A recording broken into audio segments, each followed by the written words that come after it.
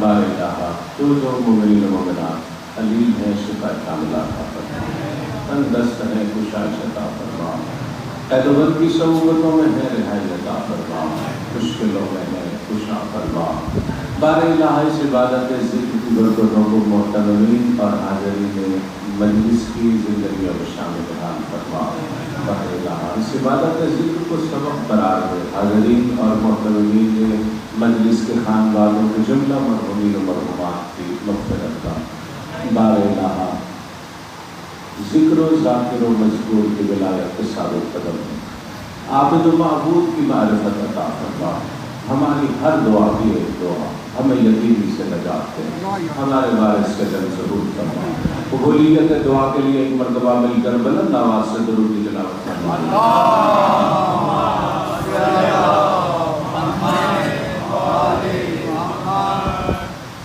औज़ु बिल्लाहिस समीइल अलीम मिनश शैतानिर रजीम। बिस्मिल्लाहिर रहमानिर रहीम। अल्हम्दुलिल्लाहिल्लज़ी ला यब्लुगु bill हक़्क़िल क़ाइलून वला यफ़्सी नअमाहुल आद्दून वला युअद्दी हक़्क़हुल मुज्तहिदून। वसल्लल्लाहु अला शाफ़िइल उमम व दाफ़िइन निक़म व काशिफ़िज़ ज़ुलम व सय्यिदिल उमम शफ़ीइ ज़ुनूबिना व तबीबि क़ुलूबिना अबिल क़ासिम मुहम्मद ख़ातमुन नबिय्यीन व अला अहलि बैतिहिल्लज़ीना हुम क़ादतुल उमम व औलियाउन निअम व अबवाबुल ईमान व उमनाउर रहमान वल हक़्क़ु मअहुम व फ़ीहिम व मिनहुम व इलैहिम व अज़हबल्लाहु अन्हुमुर रिज्सा व तहहरहुम तत्हीरा।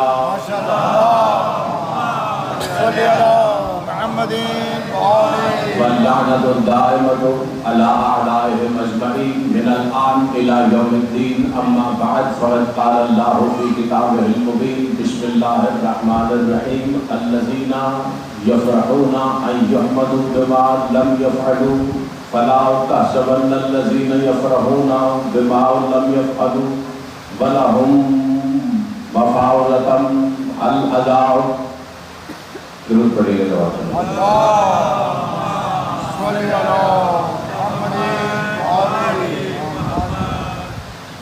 एक जुमले से गुफ्तगू का आगाज़ कर रहा हूँ।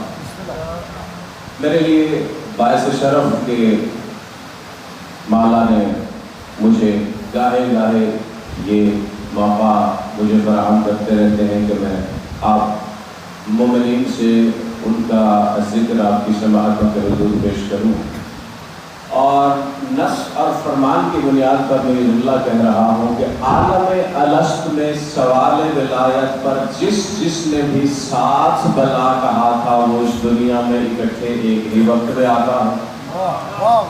और शायद यही हिकमत हो सकती है कि सवाल विलायत पर जब मैंने बला कहा तभी आपने कहा। यही सबब हो सकता है कि मौला हमें अपनी मवद्दत और विलायत की निस्बतों से इस आलम में भी एक वक्त में यकजा रखते हैं। तबीयतों में ताज़गी है तो गुफ्तगू का आगाज़ किया जाए। एक मरतबा दुरूद पढ़ लीजिएगा मेरे।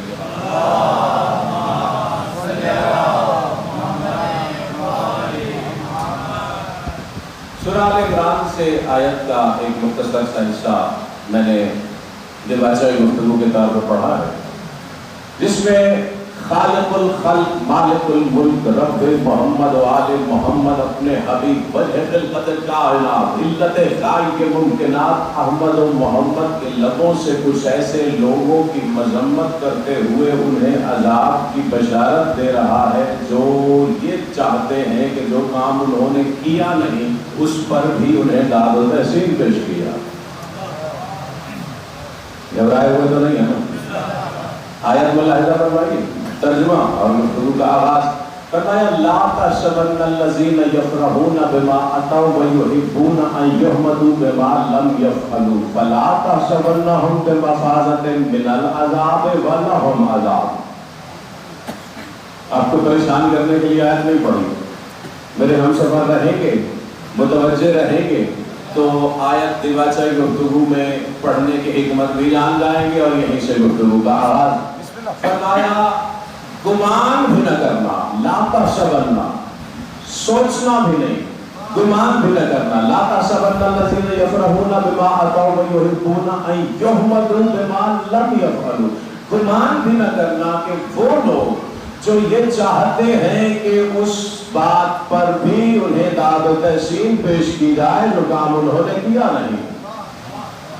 آگے پھر کہا فَلَا تَحْسَبَنَّهُمْ بِمَفَازَةٍ مِّنَ الْعَذَابِ وَلَهُمْ عَذَابٌ، گمان بھی نہ کرنا کہ یہ میرے عذاب سے بچ جائیں گے، وہ میرے عذاب کا ہدف ہے۔ اچھا پہنچ گیا آیت کا ترجمہ۔ یہ آیت میں نے آغاز گفتگو میں پہلا جملہ آپ کی سماعتوں کے حضور پیش کرنے کے لیے پڑھی ہے کہ کائنات کے خالق نے کائنات کا جو بھی قانون بنایا ہے وہ ہر قانون ہر قاعدہ جیسے ہی اس الوہی خانوادے کے ساتھ نسبت پاتا ہے یہاں قانون بدل جاتے ہیں۔ بات پہنچنے میں تو کوئی دشواری نہیں ہو رہی۔ میں ایک مرتبہ پھر دہرا رہا ہوں مفہوم آیت کہ قرآن یہ کہہ رہا ہے کہ جو کام بندہ کرے نہیں، جو عمل بندہ کرے نہیں، اس کا اجر مانگنا تو دور کی بات، اس کا اجر کا سوچنا بھی عذاب کو دعوت دینا ہے۔ لیکن وہ جو ناطق قرآن ہے، جس گھر میں قرآن نازل ہوا، وہ اپنے وقت کا محمد، اپنے وقت کا قرآن ناطق والا صادق یہ فرما رہے ہیں کہ ان اخذا صبحة من دین قبر الحسین ولم یصبح کتب له تسبیحا وان کان ساہیا عابسا، کہا جو بندہ بھی کربلا کی خاک کی تسبیح ہاتھ میں اگر رکھے ہوئے ہو اور اگر وہ تسبیح نہ بھی کر رہا ہو، اللہ کہتا ہے اس کی تسبیح لکھو۔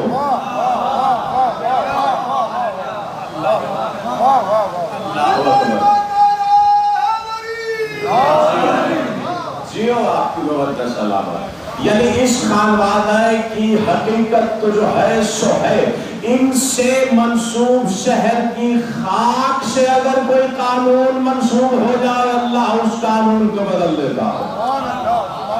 اچھا آپ نے یہ جملہ جس انداز سے سماعت فرمایا، اسی پیٹرن پر ایک اور جملہ عرض کرتا ہوں۔ یہی ڈھانچہ سانچہ ذہن میں رکھیے، قرآن نے کیا کہا؟ جو عمل بندہ کرے نہیں اس کے اجر کا خواہاں ہونا کوئی مستحسن بات نہیں ہے۔ بالکل ایسے ہی اسی کلیے پر آج کے زمانے میں آپ کو بہت سے لوگ ایسے مل جائیں گے جو یہ کہتے رہیں گے کہ ہم کو علی کی ولایت کے منکر ہیں، ہم بھی تو علی کی ولایت کا اقرار کرتے ہیں، ہم بھی تو علی کی ولایت کو تسلیم کرتے ہیں۔ نہیں، صرف زبان سے نہیں کہنا، یہی تو قرآن کہہ رہا ہے، یہی تو قرآن پیغام دے رہا ہے کہ جو کام کرنا نہیں اس کا دعویٰ نہیں کرنا، یہی سبب ہے کہ صرف زبان سے علی والا کہہ دینا کافی نہیں۔ یہ ان کی کریمی ہے کہ وہ پھر بھی اسے محروم نہیں کرتے اجر سے، وگرنہ تقاضائے ولایت کچھ اور ہے۔ اللہ اکبر۔ ایک مرتبہ آخری بندے تک جاگتا ہوا مولا کا نام لیجئے تاکہ مجھے احساس ہو کہ ہر علی والا میرا ہم قدم ہے تو میں گفتگو کا آغاز کروں۔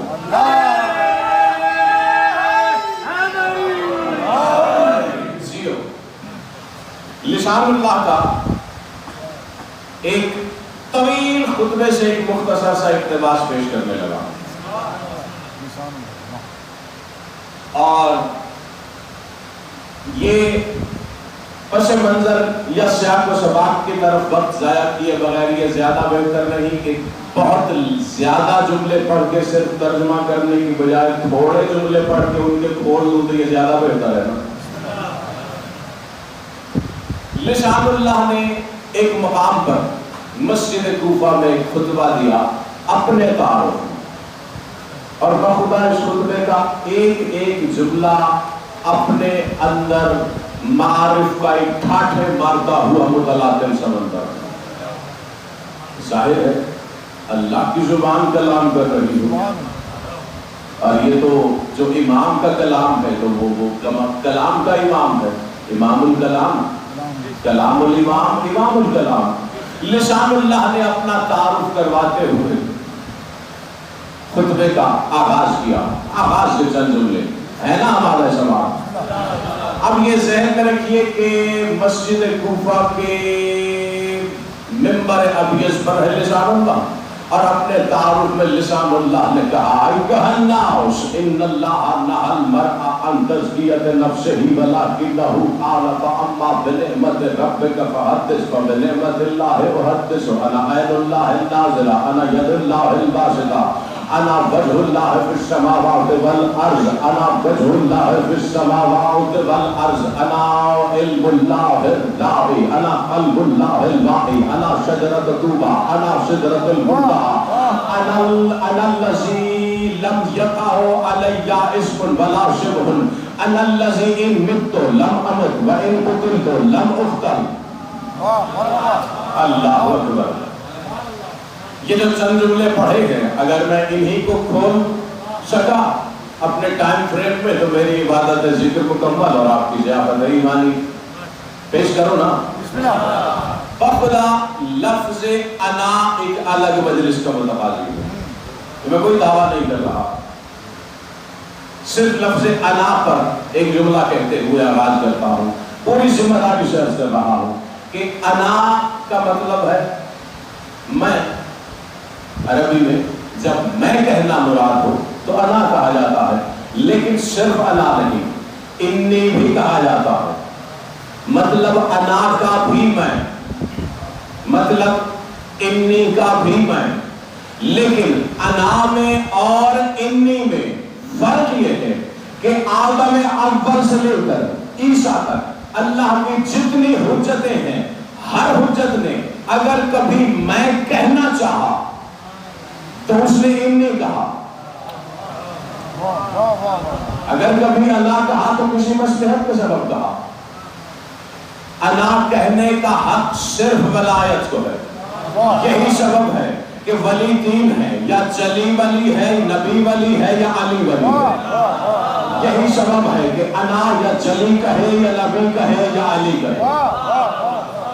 اللہ اکبر۔ میں بات پہنچانے کے لیے بطور مثال دو آیتیں پڑھوں، بڑی مشہور آیتیں، میں آغاز کروں گا لفظوں کا، آپ پہنچ جائیں گے بات تک۔ ابراہیم اسماعیل کے گلے پر چھری چلانے کا لمحہ ہے، کیا کہا ابراہیم نے؟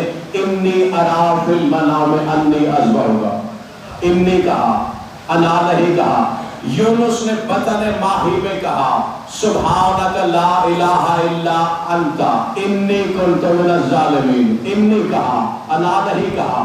آغوش مریم میں عیسیٰ کلام کر رہا ہے، عیسیٰ نے کہا انی عبداللہ اتانی الکتاب وجعلنی نبیا۔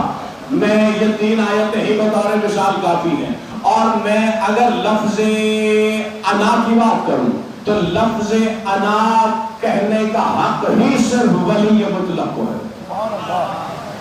اور اگر علی انا کہتا ہے تو علی کو دو اعتبار سے انا کہنے کا حق حاصل ہے، ایک ولی ہونے کے اعتبار سے، دوسرا وسیع نبی ہونے کے اعتبار سے۔ بات پہنچنے میں تو کوئی دشواری نہیں ہو رہی نا، میں پہلے ہی لفظ پر بہت زیادہ دیر نہیں رکنا چاہتا۔ کیا کہا لسان اللہ نے؟ ایھا الناس ان اللہ نہى المرء عن تزکیۃ نفسہ ولکنہ قال فاما بنعمت ربک فحدث فبنعمت اللہ احدث۔ کہا او لوگوں، اللہ نے منع کیا ہے خود اپنی ہی زبانی اپنی تعریف کرنے سے۔ بات پہنچنے میں تو کوئی دشواری نہیں ہو رہی نا۔ کیا کہا اللہ نے؟ ان اللہ نہى المرء، اللہ نے روکا ہے، منع کیا ہے خود اپنی ہی زبانی اپنی تعریف کرنے سے۔ لیکن یہاں پر میں ایک جملہ کہنے لگا ہوں، اگر علی خود اپنا تعارف کرواتے ہوئے، اگر علی اپنی زبان سے خود اپنے تعارف میں اپنی ولایت منصب کمالات بتا رہا ہو تو یہ علی کی زبانی خود علی کی اپنی تعریف نہیں، کیونکہ علی تو وہ ہے کہ جو خود اللہ کی زبان ہے۔ اللہ اکبر۔ اچھا کیا کہا؟ ان اللہ نہى المرء عن تزکیۃ نفسہ، بڑی توجہ کا طلبگار۔ کیا کہا؟ اللہ نے روکا ہے اپنی زبان سے خود اپنی ہی تعریف کرنے سے، لیکن اس نے قرآن میں یہ حکم دیا اما بنعمت ربک فحدث، اگر اللہ نے تمہیں کوئی نعمت عطا کی ہے تو اس کا ذکر کرو۔ اب پہلا جملہ خطبے کا ترجمہ کر کے علی والوں کے شماعتوں کے سپرد کرنے لگا ہوں، وصول کیجئے گا۔ کیا کہا؟ اللہ نے روکا ہے اپنی زبانی اپنی تعریف کرنے سے، لیکن کہا کہ اگر تمہیں اللہ نے کوئی نعمت عطا کی ہے تو اس نعمت کا ذکر کرو۔ یہ جملہ کہتے ہی علی نے کہا انا ید اللہ الباسطہ، انا لسان اللہ الناطق، انا وجہ اللہ فی السماوات والارض۔ اللہ اکبر۔ ابھی بھی جو ان جملوں تک میرا ہم قدم ہوتے ہوئے نہیں پہنچ سکا، اس کے لیے اور ہر بچے کو بھی اپنا ہم قدم کرنے کے لیے جملہ کہنے لگا ہوں۔ علی نے کہا اگر تیرے رب نے تجھے کوئی نعمت عطا کی ہے تو اس کا ذکر کر۔ اس کے بعد کہا میں وجہ اللہ ہوں، اس کے بعد کہا میں ید اللہ ہوں، اس کے بعد کہا میں عین اللہ ہوں، یعنی علی کا وجہ اللہ ہونا نعمت، علی کا عین اللہ ہونا نعمت، علی کا ید اللہ ہونا نعمت، علی کا جنب اللہ ہونا نعمت، علی کا لسان اللہ ہونا نعمت، علی کا عزم اللہ ہونا نعمت، علی کا قلب اللہ ہونا نعمت۔ اور آج کے بعد قرآن کی تلاوت کرتے ہوئے سورہ الرحمن کی یہ آیت پڑھنے کا نشہ ہی کچھ اور ہوگا۔ فَبِأَيِّ آلَاءِ رَبِّكُمَا تُكَذِّبَانِ۔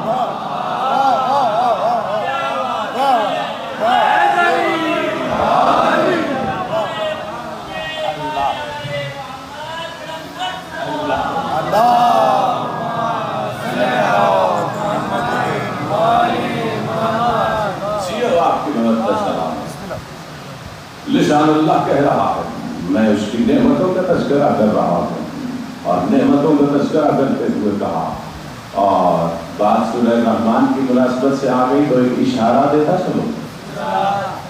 کچھ بزرگ عرفاء مفسرین نے جب قرآن کی تفسیر کرنا شروع کی تو سورہ رحمان کی اس آیت پر ربکما جو تثنیہ کا صیغہ ہے، اور تم دونوں اپنے رب کی کون کون سی نعمت کو جھٹلاؤ گے، کچھ بزرگ عرفاء نے جب ان دو کے صیغے کی شرح کرنا شروع کی تو انہوں نے کہا کہ اس دو سے کوئی وہ دو مراد ہے۔ اللہ درود پڑھ لیجیے۔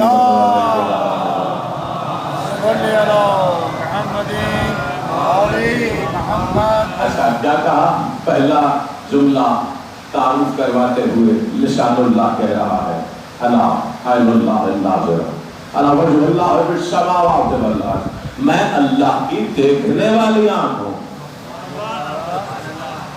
بھائی اگر علی یہ کہہ دیتے کہ میں اللہ کی آنکھ ہوں، بات تو مکمل ہو چکی تھی، دیکھا تو آنکھ ہی سے جاتا ہے۔ ایسا تو نہیں ہوا نا کہ کبھی کوئی کسی اور عضو سے دیکھتا ہو، انگشت سے دیکھتا ہو، سماعت سے دیکھتا ہو، ایسا تو نہیں ہوتا نا، دیکھا آنکھ سے جاتا ہے۔ یہ جو علی نے کہا میں اللہ کی دیکھنے والی آنکھ ہوں، اس سے کیا مراد ہے؟ میرے ہم قدم کو ایک جملہ کہوں یہاں پر رک کر دیکھیے، جو میں قرآن سے ایک آیت پڑھ دیتا ہوں، من کان فی ھذہ الاعمى فہو فی الآخرۃ اعمی، کہا جو اس دنیا میں اندھا ہوگا وہ آخرت میں بھی اندھا اٹھایا جائے گا۔ بات پہنچنے میں تو مشکل نہیں ہو رہی نا۔ ایک بات جو بالکل اس آیت سے متعلق ہے، دلچسپی سے خالی نہیں، اسی لیے یہاں عرض کرنے لگا ہوں۔ حجاز میں ایک مرتبہ ایسا ہوا کہ پوری دنیا کے تمام اسلام کے مکاتب فکر کی ایک کانفرنس بلائی گئی، اور ظاہر ہے اس میں علماء تشیع کو بھی مدعو کیا گیا۔ اب ہوا یہ کہ وہ جو استقبال کرنے والوں میں جو لوگ کھڑے ہیں ان میں ایک دشمن اہل بیت سب سے پہلے کھڑا ہے۔ نجف اشرف کے ایک بہت بڑے عالم جب وہاں پہنچے، انہیں دیکھتے ہی اس کے اندر بغض کروٹیں لینے لگا۔ دیکھتے ہی کہتا ہے آپ قرآن کی شیعہ حضرات بڑی تعویلیں کرتے ہیں، کہا تعویلیں نہ کریں تو کیا کریں؟ بہت سی حقیقتیں ایسی ہیں جنہیں پہنچنے کے لیے، جن تک پہنچنے کے لیے، جنہیں سمجھنے کے لیے ہمیں تعویل کرنا پڑتی ہے۔ اب یہ ذہن میں رکھیے گا کہ یہ جو اعتراض کر رہے ہیں یہ صاحب خود نابینا ہیں۔ اب جیسے ہی انہوں نے یہ جملہ کہا، انہوں نے فوراً آیت پڑھی من کان فی ھذہ الاعمى فہو فی الآخرۃ اعمی، جو یہاں اندھا ہے آخرت میں بھی اندھا اٹھایا جائے گا۔ اب جب انہوں نے یہ آیت سنی ایک دم سے گھبرا کے کہنے لگے اچھا اس آیت کی کیا تعویل کرتے ہو؟ کہا میں نے کیا تعویل کرتی ہے؟ قرآن القرآن یفسر بعضہ بعضا، قرآن خود اپنے تفسیر کرتا ہے۔ قرآن ایک مقام پر یہ کہہ رہا ہے من اعرض عن ذکری فإن له معیشۃ ضنکا ونحشرہ یوم القیامۃ اعمى قال رب لما حشرتنی اعمى وقد كنت بصیرا قال كذلك اتتك آیاتنا فنسیتها وكذلك اليوم تنسى۔ کہا جو میرے ذکر سے منہ موڑے گا، قرآن یہ کہہ رہا ہے جو میرے ذکر سے منہ موڑے گا اسے ہم قیامت کے دن اندھا اٹھائیں گے، کہے گا پروردگارا میں دنیا میں تو اندھا نہیں تھا، مجھے تو نے اندھا کیوں اٹھایا؟ تو وہ کہے گا تجھ تک میری آیتیں پہنچی، میری نشانیاں پہنچی، تو نے اس کا انکار کیا، تو نے انہیں پس پش ڈال دیا، انہیں بلا دیا، اس لیے آج تجھے اندھا اٹھایا گیا ہے۔ یعنی پتا چلا ذکر ہے قرآن میں علی کی ولایت، جو علی کی ولایت کا منکر ہے چاہے آنکھیں رکھتا ہو یہاں بھی اندھا قیامت میں بھی اندھا۔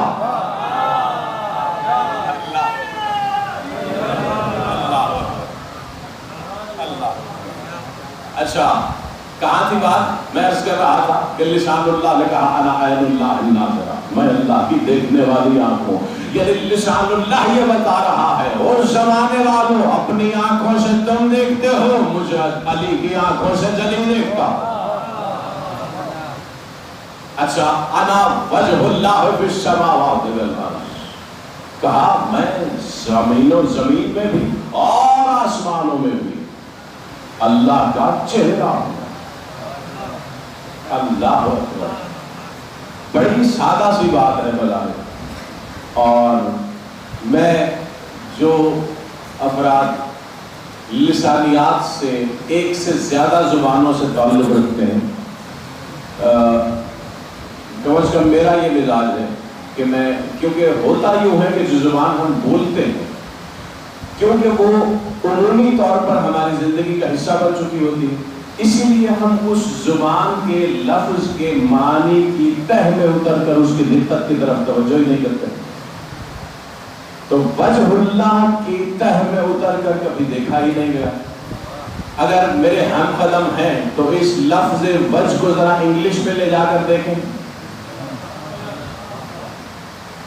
دیکھیے واضح یوا، انگلش میں مصدر کی علامت ہوا کرتی ہے ٹو، عربی میں مصدر کی علامت ہے الف لام یا تنوین، جیسا کہ فارسی میں دالون یا تالون، ایسا ہی ہے نا؟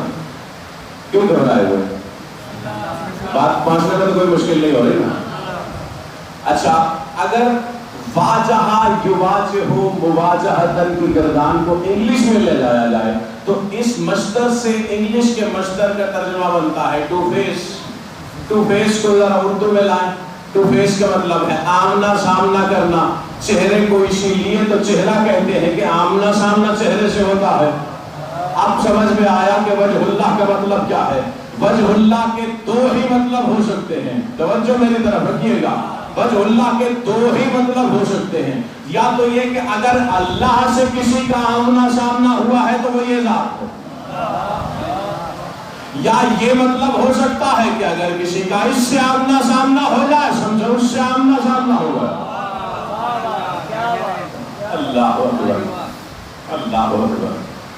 اچھا اس میں ایک اور ذہن بھی موجود ہے، کھولتا چلو وہ بھی۔ دیکھیے میں ہم کلام ہوں آپ سے مخاطب ہوں، اور میرا چہرہ آپ کی طرف ہے، آپ کا چہرہ میری طرف ہے، آپ کا رخ میری طرف ہے، لیکن آپ دیکھ وہ رہے ہیں اپنی توجہ سے جو میں کہہ رہا ہوں۔ میں نے جو کہنا تھا میں تو کہہ گیا، آپ کا چہرہ میری طرف ہے لیکن آپ اپنے چشم تصور سے وہ دیکھ رہے ہیں جو میں کہہ رہا ہوں۔ یہی تو مطلب ہے، اللہ جسم نہیں رکھتا، اگر اللہ کی طرف رخ کرنا چاہتے ہو تو وجہ اللہ کی طرف رخ کرو گے تو اللہ کی طرف رخ مانا جائے۔ اللہ اکبر۔ اچھا وجہ اللہ پر ہی بات رک گئی، بس ایک اور جملہ ملاحظہ کیجئے، اگلے جملے کی طرف بڑھتا ہوں۔ دیکھیے میں پہلے بھی چند مرتبہ حاضر ہو چکا، آپ نے مجھے پہلے بھی دیکھا، بہت سے شناسا چہرے جنہیں میں نے پہلے بھی دیکھا. آپ نے مجھے چونکہ پہلے دیکھا، میرا چہرہ دیکھا، آج میں پھر آیا آپ کے سامنے، آپ نے پہچان لیا. اگر میرا چہرہ میں آپ کے سامنے نہ آتا، میرا ہاتھ آتا، کیا آپ ہتھیلی دیکھ کے پہچان سکتے تھے کہ یہ کون ہے؟ یہی تو سبب ہے. وجہ اللہ میں ایک حکمت یہ بھی ہے کہ اللہ کی پہچان کا نام علی ابن ابی طالب ہے.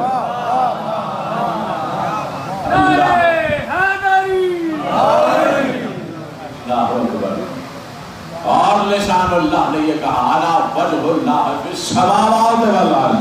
اگر کوئی آسمانوں میں اللہ کو پہچاننا چاہے مجھے دیکھتا ہے، زمین میں اسے پہچاننا چاہے مجھے دیکھتا ہے. اگر آسمانوں کی مخلوق اس کی طرف توجہ کرنا چاہے میری جانب متوجہ ہوتی ہے. اور یہ میں نہیں کہہ رہا، یہ زیارت جامعہ کا جملہ ہے.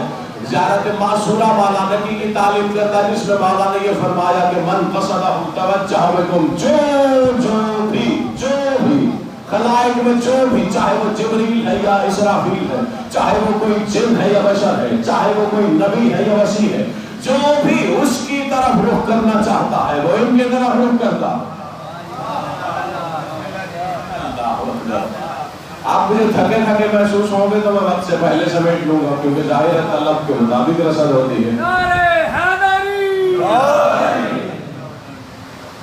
انا عین اللہ الناظرہ، انا وجہ اللہ فی السماوات والارض. میں زمین میں بھی اس کا چہرہ ہوں، میں آسمانوں میں بھی اس کا چہرہ ہوں. انا ید اللہ الباسطہ، میں اللہ کا کھلا ہوا دینے والا ہاتھ ہوں، دینے والا ہاتھ ہوں. علی سے مانگنے کو شرک و بدعت کہنے والوں، اللہ کا دینے والا ہاتھ علی ہے. اللہ اکبر. جس ہاتھ سے اس نے عطا کرنا ہے اگر اسی ہاتھ کا انکار کرو گے، اللہ اکبر اللہ اکبر. انا ید اللہ الباسطہ، انا قلب اللہ الواحی، انا علم اللہ الرائی.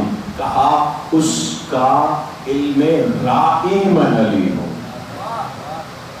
کیا مطلب رائی کا؟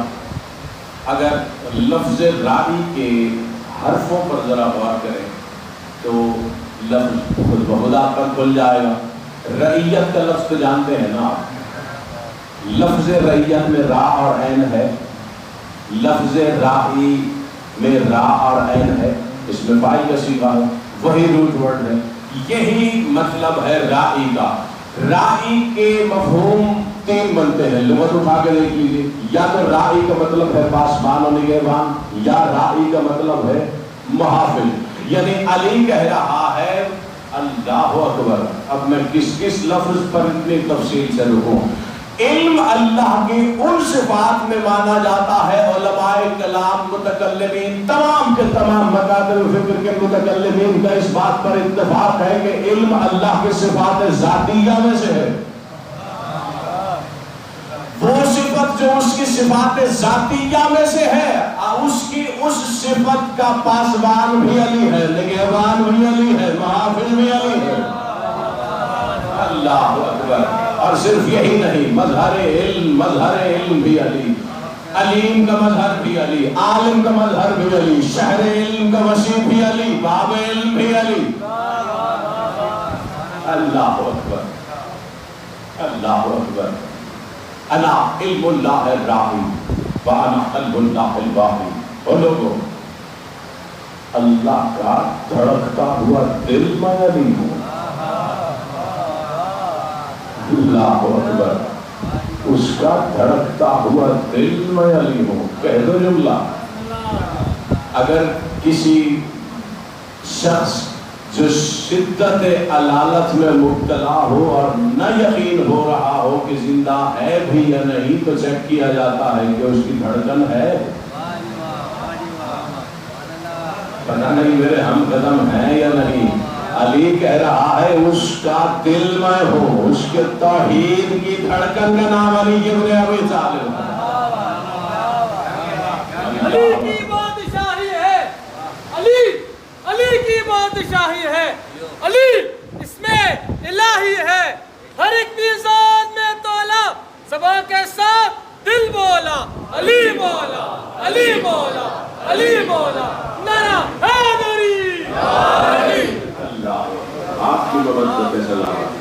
اچھا یہ بھی ذہن میں رکھیے کہ اللہ کی جو لسان اللہ نے بتایا کہ اس کی زبان میں اس کا چہرہ میں یہ جو اپنا تعارف کرواتے ہوئے والا نعمتوں کا ذکر کر رہے ہیں. اگر آغاز کا جملہ ذہنوں میں ہے جو لسان اللہ نعمتوں کا ذکر کرتے ہوئے اپنی صفات کا تعارف کروا رہا ہے یہ اس کی ذات سے ظاہر ہونے والے افعال کے وسیلے کی صفت کا مظہر ہونے کے اعتبار سے تعارف کروا رہا ہے. وگرنہ اللہ جسم نہیں رکھتا کہ اس کا ہاتھ ہو, وہ جسم نہیں رکھتا کہ اس کی آنکھ ہو, وہ جسم نہیں رکھتا کہ اس کا دھڑکن ہو, اس کا دل ہو. یہ تمام کی تمام صفات کہ جن کے ذریعے وہ اپنی صفات کا اظہار کرتا ہے, علی نے اپنے تعارف میں یہ بتاتے ہوئے یہ اعلان کیا ہے کہ اس کی ان صفات کا مظہر میں علی ابن ابی طالب. اللہ اکبر.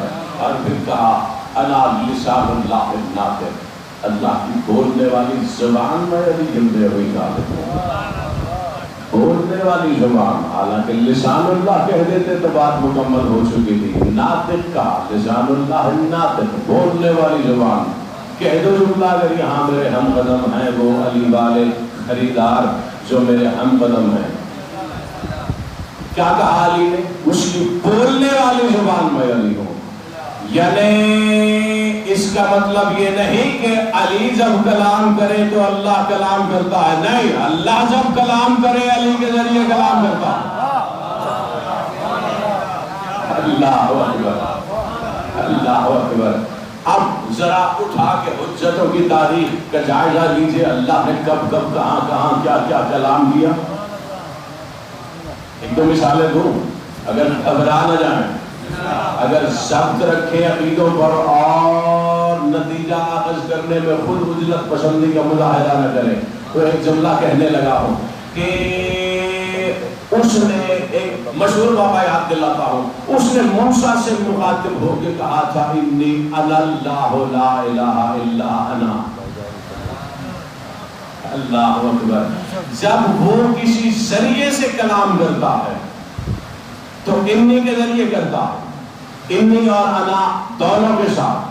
جب وہ خود اپنی ذات کی بات کرتا ہے تو صرف لفظ انا کے ساتھ کرتا ہے, کیونکہ کسی خلق کے واسطے کے ذریعے موسیٰ سے کلام کر رہا ہے اور آواز آ رہی ہے انی انا اللہ لا الہ الا انا, انی انا اللہ لا الہ الا انا. کلام کر رہا ہے وہ موسیٰ سے, اس کی زبان کا نام علی ابن ابی طالب ہے. اللہ اکبر اللہ اکبر. میں اس بات کو ایک چھوٹی سی مثال کے ساتھ کھولتا ہوں. مجھے فرض کریں کہ میرے محترم تشریف فرما ہے, میں اگر ان سے ایک بات عرض کرتا ہوں اور میں کہتا ہوں کہ آپ فلاں صاحب سے جا کے کہیے کہ میں نے یہ کہا, اب میرا جملہ ہوگا ان کی زبان میں, یہ ان سے کہہ رہے ہوں گے لیکن ان کی میں وہ خود نہیں, ان کی میں ہوں گا. اللہ اکبر. پتہ نہیں بات پہنچی یا نہیں. اور بس اگر آمادہ سماعت ہوں گے تو دو جملے اور عرض کروں گا, ورنہ بات انی اللہ پر آ گئی تو دو اشارے وصول کیجئے اور سمٹ گئی بات, اور پوری حد بھر کی ذمہ داری سے عرض کر رہا ہوں. ایک بہت بڑے عالم نجف اشرف کی کاشف الغدا, ان کی جو ایک ماضی قریب کا ایک معروف حوالہ ہے, اسی لیے ان کے حوالے سے بات کہنے لگا ہوں, وگرنہ یہ قدیمی مصادر میں بھی متعدد سے زیادہ مقامات پر موجود ہے جن سے یہ پتہ چلتا ہے معصومین نے یہ جملہ ارشاد فرماتے ہوئے اس راز پر سے پردہ ہٹایا ہے کہ موسیٰ جیسے نبی نے انی انا اللہ لا الہ الا انا کی جو آواز سنی تھی, یہ وہی مقام ہے جہاں آج مولا حسین کی قبر ہے. اللہ اکبر اللہ اکبر. یہ انی انا اللہ بھی بجائے خود ایک الگ موضوع ہے. خدا جب مولا حسین نے سفر کا آغاز کیا ہے ودا کرنے کے لیے, جب جناب خدیجہ کی قبر مبارک پر آئے تو خود مولا حسین نے جناب خدیجہ کی قبر پر حاطب غیبی سے آواز سنی انی اللہ لا الہ الا انا. اللہ اکبر. تھک گئے ہیں تو سمیٹ لو یا دو جملے اور عرض کریں. سبھی آمادہ سماعت ہے تو پھر تو عرض کرو ورنہ چند خریدار لوگوں کے لیے سب کو کیا زحمت میں مبتلا رکھنا. نعرہ حیدری. اسی خطبے کا اگلا جملہ ملاحظہ فرمائیے. لسان اللہ فرما رہے ہیں انا شجرۃ طوبیٰ انا شجرۃ المنتہیٰ انا النون والقلم انا المصباح فی الظلم انا حلال المشکلات انا مزیل الشبہات انا حی النجوم. اللہ اکبر اللہ اکبر. کہا ہو لوگوں میں شجرہ طوبیٰ کی حقیقت ہوں. کیا ہے شجرہ طوبیٰ؟ اور یہ تمام کی تمام مکاتب فکر کی احادیث کی مصادر کی کتب میں موجود ہے جس میں رسالت باب نے یہ فرمایا کہ شجرہ طوبیٰ وہ شجر ہے جس کی جڑیں علی کے گھر میں ہیں, اس کی شاخیں اور پتے جنت میں سایہ کیے ہوئے.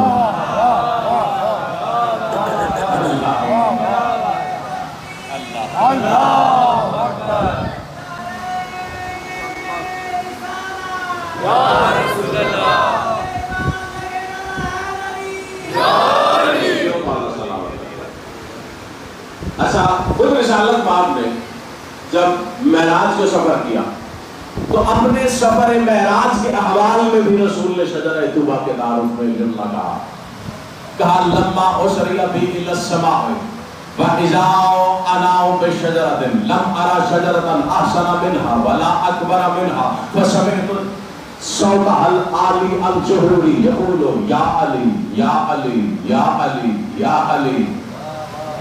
رسول کہہ رہے ہیں کہ جب میں معراج کے سفر پر گیا تو میں جب چھٹے آسمان پر پہنچا تو میں نے دیکھا کہ ایک بہت بڑا اور بہت ہی حسین شجر ہے. کہا اتنا حسین شجر میں نے پہلے کبھی نہ دیکھا تھا, اتنا بڑا شجر میں نے پہلے کبھی نہ دیکھا تھا. مجھے محسوس ہوا کہ اس سے کوئی آواز آ رہی ہے. کہا جیسے ہی میں اس کی طرف متوجہ ہوا میں نے سنا شجرہ طوبیٰ سے آواز آ رہی تھی یا علی یا علی یا علی. اللہ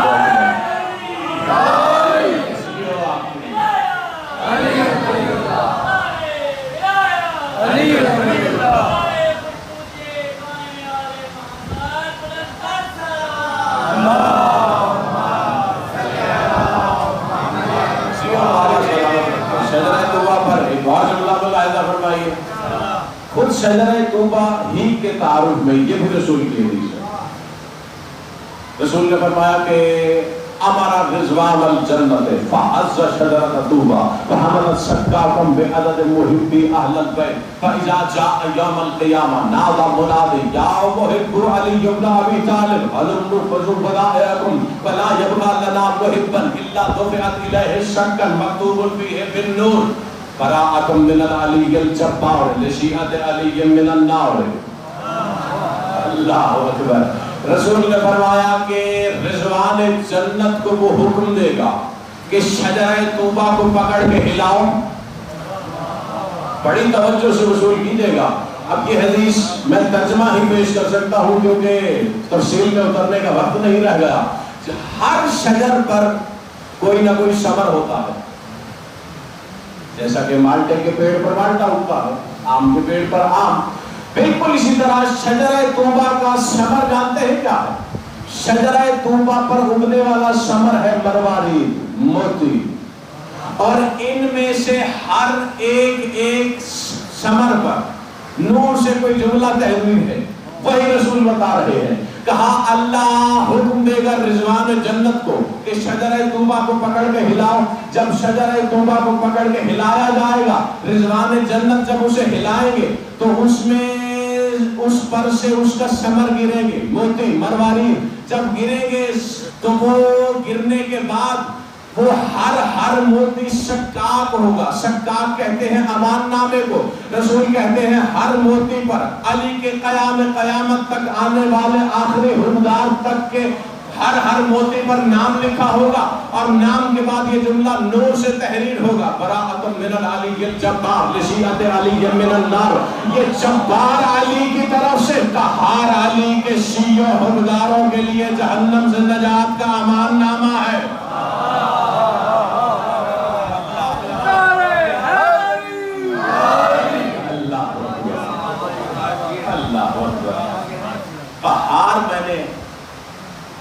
احسن ترجمے میں لفظ معنی کو بیان کرنے کے لیے، اور اس میں کوئی کلام ہی نہیں۔ قہار اس کی صفت ہے، اور اس کی کون سی صفت ہے جس کا مظہر علی نہ ہو؟ اللہ اکبر۔ یہ جملہ کہتے ہی ایک دعا کا جملہ یاد آ گیا، وصول کیجیے اور سمٹ گئی بات۔ خود ادعیہ معصورہ میں سے ایک مقام پر معصوم نے اس کی صفات کا تذکرہ کرتے کرتے جب اس سے سوال کرنے کے تسلسل کے ساتھ اس سے مانگنے کا ڈھنگ سکھایا ہے، اسی میں ایک جملہ ہے کہ پروردگارا تیری اس صفت کے ذریعے تجھ سے سوال کرتا ہوں، تیری اس صفت کا واسطہ دے کر تجھ سے سوال کرتا ہوں کہ تیری تمام کی تمام صفات مل کر بھی تیری اس ایک صفت کا احاطہ نہیں کر سکتے۔ اللہ اکبر۔ اور اس کی اس صفت کا نام علی ابن ابی طالب، اس کی ہر صفت کا مظہر بھی ہے، جو مالک ذوالفقار ہوتے ہوئے اس کی قہاریت کی علامت بن کر اپنے منکر کی گردن میں۔ اللہ اکبر۔ درود پڑھ لیجیے گا۔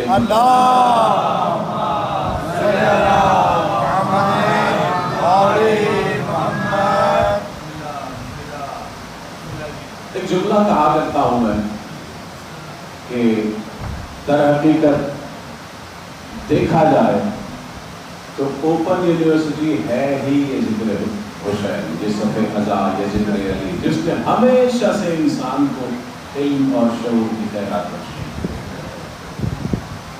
صدیاں گزر گئی اور ان کے کلام میں غواصی اور معنی کی پرتیں اٹھا اٹھا کے علماء اور افاعل کی حقائق تک پہنچنے کا سفر میں مسلسل ہے، قیامت تک مسلسل رہیں گے، اسرار کھلتے رہیں گے، کیونکہ یہ مظہر ہی اس کا ہے، یہ زبان ہی اس کی ہے، نہ جس کی کوئی سرحد ہے۔ اللہ اکبر۔ بس یہی جملہ میں اختتام فضائل میں عموماً دہراتا رہتا ہوں کہ جب کبھی بھی جہاں کہیں بھی کچھ بھی سنتے سوچتے پڑھتے، اگر ان کا کوئی بھی کمال سامنے آ جائے اور وہ سمجھ میں نہ آ رہا ہو تو انکار کبھی نہ کرنا، یہی سوچ کر قبول کر لینا کہ یہ مظہر ہی اس کے ہیں جو عقل میں آ سکتا ہے۔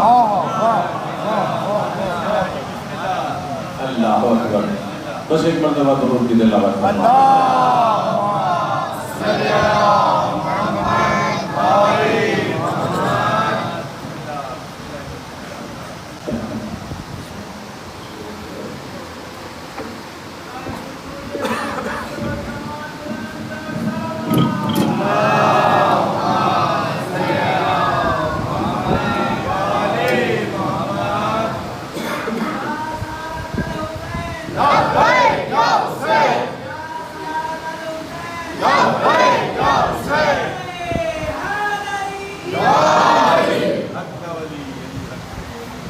آج کی شب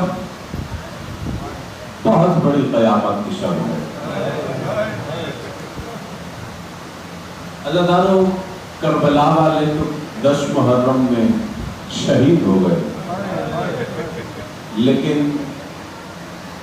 اللہ اکبر، شام غریبہ صرف ایک قیامت کی شام نہیں ہے، بلکہ شام غریبہ سے غریبوں کے سفر شام تک ہر لمحہ قیامت بن کے ٹوٹا ہے۔ اللہ اکبر۔ کوشش کرنا ہر عزادار کی آنکھ ضرور وضو کرے، کیونکہ عزاداروں یہ وہ شہزادی ہے جو ہمیشہ اپنے بابا کا پرسہ لینے کے لیے، اپنے چچا کا پرسہ لینے کے لیے، عزاداروں حسرت پرسہ کا عالم کو ملاحظہ کرو، جس کے پرسے کی حسرت کا یہ عالم ہو۔ 14 صدیاں گزر گئی، جہاں کہیں بھی پرسہ پیش کیا جاتا ہے وصول کرنے خود آتی ہے، اور اس پرسے کی حسرت کا سبب کیا ہے؟ انہیں رونے نہیں دیا گیا۔ اللہ اکبر۔ سوائے ہمیں حسین کے کوئی غم نہ دیکھیں عزادار۔ عزاداروں، کتنے ہی لمحے ایسے آئے ہیں، اس شہزادی پر ذرا تصور تو کرو۔ آج ہمارے تہذیب یافتہ معاشرے میں اگر کوئی بزرگ اگر انتقال کر جائے کسی علامت کے سبب یا کسی تکلیف میں یا کسی بھی ایسی اذیت میں اگر ہو اور اس کے بچے اگر شعور کی سرحد تک نہ پہنچے ہوں، میں ایک جملہ کہتے ہوئے جملہ کہنے لگا ہوں کہ نہ ان کے فضائل کا کوئی قیاس کیا جا سکتا ہے، ایسے ہی ان کے مصائب کا بھی کوئی قیاس نہیں کیا جا سکتا۔ جیسے ان کے فضائل کا عرفان ایک الگ جہان ہے، ایسے ہی مصائب کا عرفان بھی ایک الگ جہان ہے۔ لیکن عزاداروں کے پرسے کے لیے ایک اشارہ دینے لگا ہوں۔ عزاداروں، آج کے دن بھی اگر کسی کے گھر چھوٹا بچہ ہو تو کوشش کرتے ہیں کہ اس کے ماں یا اس کے باپ یا جس سے وہ پیار کرتا ہو اس کی میت کے ساتھ اسے زیادہ وقت نہ گزارنے دیا جائے، اسے سنبھالا جائے۔ عزاداروں، اس شہزادی کا حوصلہ تو دیکھو، کوفہ سے لے کر شام تک اپنے بابا جس کے سینے پہ سوتی رہی اس کے نیزے پر سوار سر کے ساتھ ساتھ سفر کرتی رہی۔ اللہ جانے اس شہزادی پر کیا گزری ہوگی۔ اللہ اکبر، سوائے ہمیں حسین کا کوئی غم نہ دیکھے۔ عزاداروں، یہ وہ شہزادی ہے کہ جب کبھی بھی بابا کے نیزے پر سوار سر پہ ساتھ ساتھ سفر کرتے اگر نظر پڑتی اور خود پر ضبط نہ رکھتے ہوئے شہزادی کی آواز گریہ اگر بلند ہوتی، ایک لمحہ یاد دلاتا ہو۔ عزاداروں، ایک لمحہ ایسے آیا، ادھر شہزادی کی صدائے گریہ بلند ہوئی، ایک ملعون نے اپنا ہونٹ قریب کیا۔ اگر چوٹ پڑے تو مجھے عزادار سمجھ کے معاف کر دینا۔ عزاداروں، اس نے اپنا ہونٹ قریب کیا، کہتا ہے اے بچی تیرے رونے سے مجھے تکلیف ہوتی ہے۔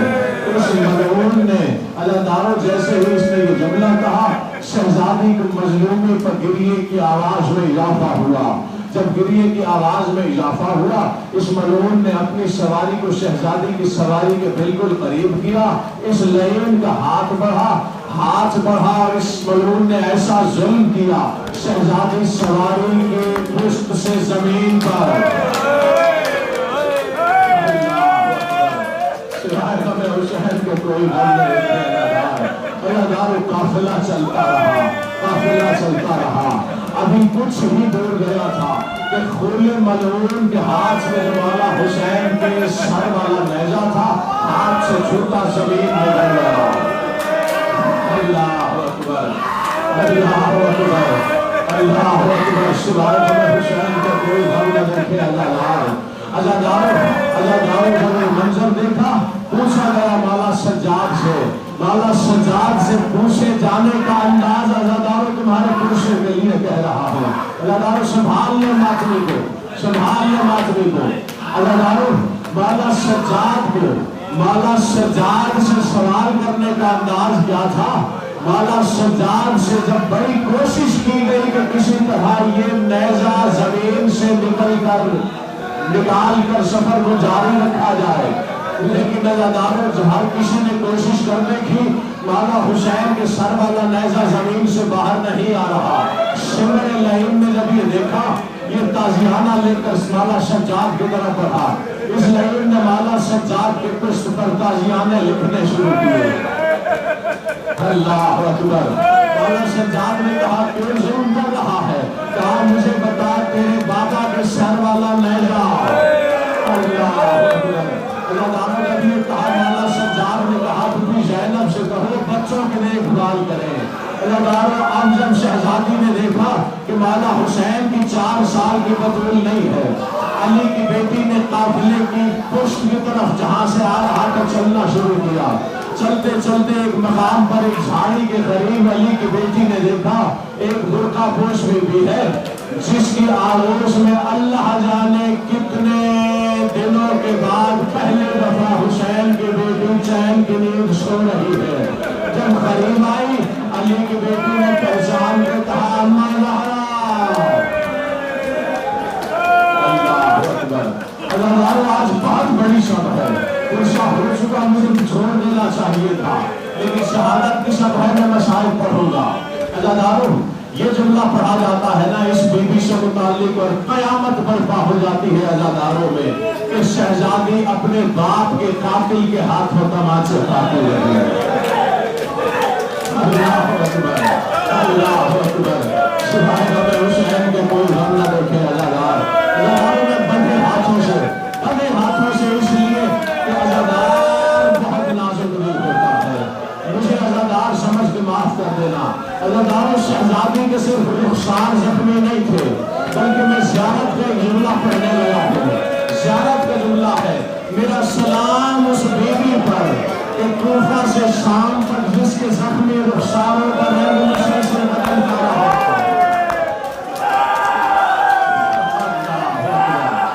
اللہ اکبر، میں کیسے پڑھوں گا شہادت، عزادار کیسے سنیں گے شہادت؟ کون پڑھ سکتا ہے ان مسائل کو؟ عزاداروں یہ تو وہ مسائل ہیں جو ہم تک پہنچے ہیں، جو خود معصوم کا جملہ ہے کہ جو مسائل تم تک پہنچے ہیں وہ عشر میں اشار بھی نہیں، وہ ہزارواں حصہ بھی نہیں۔ جب قائم کا ظہور ہوگا، جب قائم ان مسائل کی حقیقت کو جنہیں وہ جانتا ہے جس کے سبب وہ صدیوں سے پردے میں خون ہو رہا ہے۔ اللہ اکبر، اللہ اکبر۔ عزاداروں، شہزادی کے صرف رخسار نہیں، شہزادی کے کان بھی زخمی ہے۔ اس ظلم سے شہزادی کے گوشوارے اتارے گئے۔ عزاداروں، جب ہاتھ باندھ کے جملہ کہہ رہا ہوں، شہزادی کے صرف کان نہیں، شہزادی کے پیروں کے تلوے بھی زخمی ہیں۔ ان لائنوں نے شہزادی کو سینکڑوں میل ایسی جگہوں پر پیدل چلایا جہاں اونٹ نہیں چل سکتے تھے۔ شہزادی کے پیروں کے تلوے پہلے زخمی ہوئے، پھر زخم پھٹ کے چھالے بنے۔ جہاں جہاں شہزادی قدم اٹھا کے آگے بڑھتی ہے، زمین سرخ ہوتی جاتی ہے۔ اللہ اکبر۔ عزاداروں، مجھے ڈر ہے کوئی برداشت شاید نہ کر سکے، یہ میرا بندے ہاتھ دیکھ لو، شہزادی کی گردن بھی زخمی ہے۔ کتنے ہی مقامات ایسے آئے، میں اشارے میں جملہ کہہ رہا ہوں، مقتل کے جو کتابوں میں لفظ اور وہ جملے آپ برداشت نہیں کر سکو گے، اشارے میں جملہ کہنے لگا ہوں۔ ان لائنوں نے ایک ہی رسی سے اسیر مشیت قافلے کو کتنے ہی مقامات ایسے آئے، عزاداروں پرسے کے لیے اشارہ سمجھنا بخدا ملوریاں لفظ نہ کہنے پڑے۔ کتنے ہی مقامات ایسے آئے ہیں جہاں مولا سجاد اور علی کی بیٹیاں بہت وقت کوشش کرتے تھے کہ رکوع کی حالت میں گزارے کہ سکینہ کچھ لمحے سانس لے سکے۔ اللہ اکبر، اللہ اکبر۔ سوائے غم حسین کے کوئی غم نہ دیکھے عزادار۔ عزاداروں، ایک مرتبہ شام قریب ہے، شہزادی نے مولا سجاد سے مخاطب ہو کر کہا، میرے بھائی سجاد، میرے بابا کا قاتل مجھے تمانچے مارتا رہا، میں نے شکایت نہیں کی۔ اللہ اکبر۔ کہا، میرے بھائی سجاد، مجھ پر ظلم ہوتا رہا، میں نے شکایت نہیں کی۔ مجھے پانی مانگنے پر میرے سامنے گرایا جاتا رہا زمین پر، میں نے شکایت نہیں کی۔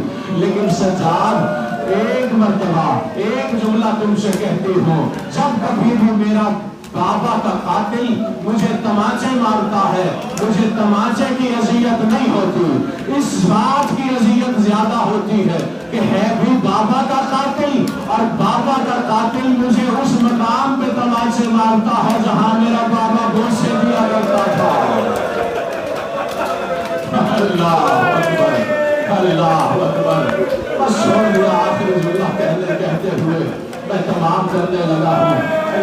ایک وقت ایسا آیا جب شام کے زندان میں حسین کا مجبور ماتم کرنے والی بیوی، جملوں کو سمجھو عزاداروں، مجبور ماتم کرنے والی، مجبور کیوں؟ جب کبھی ماتم کرتی کوئی لائن ظلم کرتا، جب کبھی گریے کی صدا بلند ہوتی کوئی لائن ظلم کرتا۔ حسین کا مجبور ماتم کرنے والی بیوی شام کے ایک اندھیرے زندان میں پہلی مرتبہ اپنی مرضی سے اپنے بابا کو کھوئی کا اتنا روئی، اتنا روئی، اتنا روئی کہ زندان میں مر گئی۔ اللہ اکبر۔ عزاداروں، ایک مرتبہ شہزادی کی شدت گریہ کی آوازوں کو دیکھتے ہوئے کچھ ملعون دربار میں آئے، کہا ہم سے گریہ کی آواز برداشت نہیں ہوتی، اس نے داروغہ کو بھیجا، داروغہ نے مولا سجاد کو پیغام پہنچایا۔ جب مولا سجاد نے جملہ سنا، کہا بس میرا ایک بات میں کہتا ہوں، اگر وہ بات مان لی جائے تو میں یقین دلاتا ہوں کہ اس کے بعد میری بہن سکینہ کے گریہ سے کسی کو کی آواز سے کسی کو تکلیف نہیں ہوگی۔ کہا کیا کام؟ کہا بس ایک مرتبہ میرے بابا کا سر دے دو۔ اللہ اکبر، اللہ اکبر۔ اب تک جو آنکھ وضو نہیں کر سکی، کوشش کرنا ہر آنکھ وضو کر لے، بہت بڑی قیامت کی شب ہے۔ جب داروغہ نے اس لعین کو پیغام پہنچایا، کیا ہوا؟ اس نے کہا مجھے کوئی اعتراض نہیں، اگر بیٹی بلائے حسین خود چلا جائے۔ جب یہ پیغام مولا سجاد تک پہنچا، مولا سجاد نے کہا سکینہ ایک مرتبہ کائنات کو بتا تو حسین کی بیٹی ہے۔ اللہ اکبر۔ اللہ تعالیٰ یہ سننا تھا، شہزادی زندان، اندھیرے زندان کی سلاخوں کی طرف بڑھی۔ شہزادی نے سلاخوں کے ساتھ اپنی پیشانی کو ایسے ٹکرایا، شہزادی کی پیشانی سے لہو جاری ہوا۔ شہزادی نے دربار کی طرف رخ کر کے بابا کو پکارا، کہا بابا جب میں آپ کے پاس آئی تو تیروں کی بارش ہوئی، میں آپ کو پہچان نہیں پا رہی تھی، الیہ الیہ کی آوازیں جب میں آپ تک پہنچی، لیکن بابا آج میں آپ کو بلا رہی ہوں۔ بابا یہاں تیروں کی بارش تو نہیں، لیکن میں زندان میں ہوں۔ بابا ایک مرتبہ اپنی بیٹی کے پاس چلے آئے۔ اللہ شہزادی نے اپنے بابا کو پکارا، حسین کے سر والا صندوق کھولا، حسین کے سر نے پرواز کرنا شروع کیا۔ حسین کا سر پرواز کرتے کرتے زندان کی طرف آیا۔ جس طرح قرآن علی کی بیٹی کا طواف کرتا تھا، ایسے ہی اپنے وقت کے ناطق قرآن نے شہزادی سکینہ کا زندان میں طواف کرنا شروع کیا۔ طواف کرتے کرتے شہزادی سکینہ نے سر کی جانب اپنی جھولی بڑھائی، اپنی آغوش کو پھیلایا، آغوش کو پھیلایا تو حسین کا سر شہزادی کی آغوش میں۔ جب شہزادی کی آغوش میں آیا، شہزادی نے ایک مرتبہ روتے ہوئے کہا بابا تیری رگیں کس نے کاٹی؟ بابا مجھے